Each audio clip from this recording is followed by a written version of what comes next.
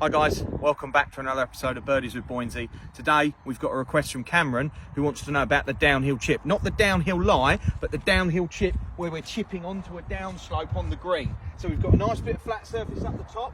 We get into the middle of the green and that's where we've got the downslope where it goes onto the flag. Cameron's quite an aggressive golfer, so the shot that he sent, well, he sent me a video of the shot that he wanted to talk about, because I think I've tried to cover it before, but I didn't quite understand what he meant. So if you've got any demonstrations or explanations you want, and you've got videos or anything to show me, send them in, and that's a great way for me to understand what you're trying to tell me and the shot you want me to show you. So he was using a high lofted club to try and take out the slope, but his question was, what's the best club to use and how can we make it more consistent? So we're going to have a look at the high lofted club first, 58 degree I've got, and the idea with that shot is we would cover the downslope and land it on the flat down the bottom near to the flag. Like I said, he's an aggressive golfer. That's not going to be the most consistent shot. We might get some great results with it, but at the same time we might land on the downslope, the ball shoot away, not strike it and come up short, get it a little bit too far. So we've got some other clubs that we'll show some demonstrations with first, but let's start off with this one. So we've chosen our club.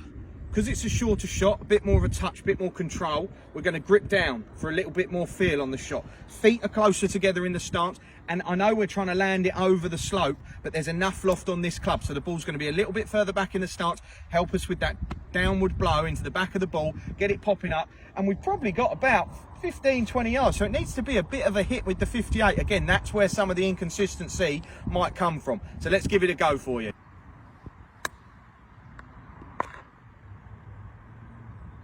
As you see, maybe just didn't quite fly far enough, just caught the end of the downslope and it's just shot past. I've got a makeable putt, but I reckon I can get it closer and more consistent with some of the other choices. I've got my pitching wedge this time. The ball's not going to fly as high or as far, so I'm looking to land it before the downslope. The key to this shot, I think, for the consistency is trying to land it on the flat area, and the flat area closest to you. So the next club I'll be looking at is a 7-iron, because we've got nothing that we need to fly it over really, unless we're playing that long shot down to the hole. So pitching wedge, landing it shorter than the last one. We're going to have to deal with a little bit more break down the slope, but I've been playing it long enough. I know it's just going to feed a little bit to the left. Hopefully I can get this one closer for you.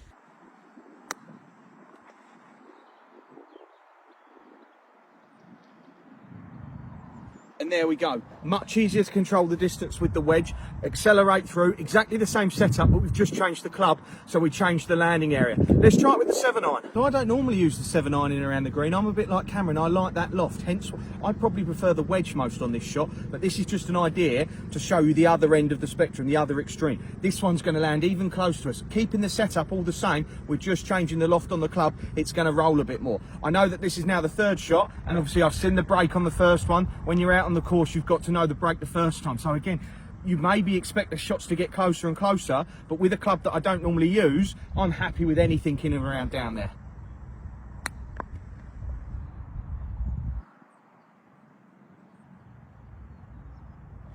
That would have been brilliant. Actually, the club that I don't normally use the most has been the best result. Maybe if I started using this more, I'd be a bit more consistent. I know the video that you did show me was from a bit further away, Cameron, but again, depending on what shot you need, we might not necessarily have the same lie or be able to replicate it at the wheel. So that just shows you the idea. If you have got something in the way, you might need that more loftier club, but the general rule of thumb for me is to try and land it on the flat surface as close to you as possible. So one way that you can choose what club to use is, imagine you're throwing the ball. Does it need to be overarm, over a tree, over a big bunker? Does it need a little underarm, just over a little hill or something? So think about what club might relate to how you want to throw the ball to the target. Liam and Sam, I haven't forgot you. We'll be in your video next week.